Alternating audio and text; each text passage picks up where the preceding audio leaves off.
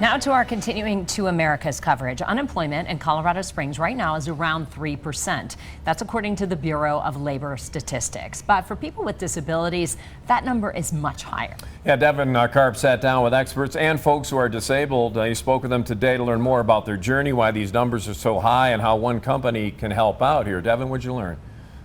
Rob and Diane, lots of people with disabilities already face countless challenges in their day-to-day lives, and that includes finding and keeping a job. This feels like a nice place to start. Griffin Carlsen just started his new job recycling electronics this year. To many, taking apart computers would just be a job.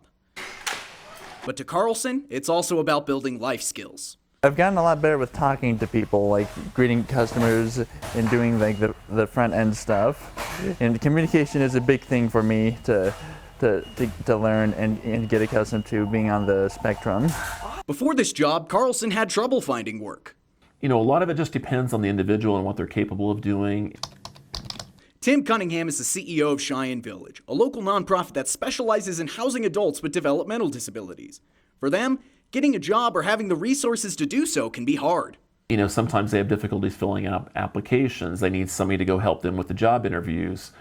Sometimes they may not dress appropriately. But it's not just those with disabilities. He says businesses and culture in general is stuck with an old mindset. I think a lot of it's just the stigma attached to having an intellectual or developmental disability. You know, a lot of people still don't understand that they're just as capable of working as we are. That, you know, they're very reliable, and a lot of times they're better employees than so-called normal people. That's what Carlsen's employer, Blue Star Recyclers, has been trying to fix. The local nonprofit was founded in the Springs in 2009. Sure, they recycle anything that can plug into a wall. But their goal is so much more. Our mission is to create as many jobs as we possibly can for folks with autism and other disabilities. And that's really the main goal with everything that we do. Blue Star was so successful in creating jobs locally that they've expanded to Denver, Boulder, and now Chicago.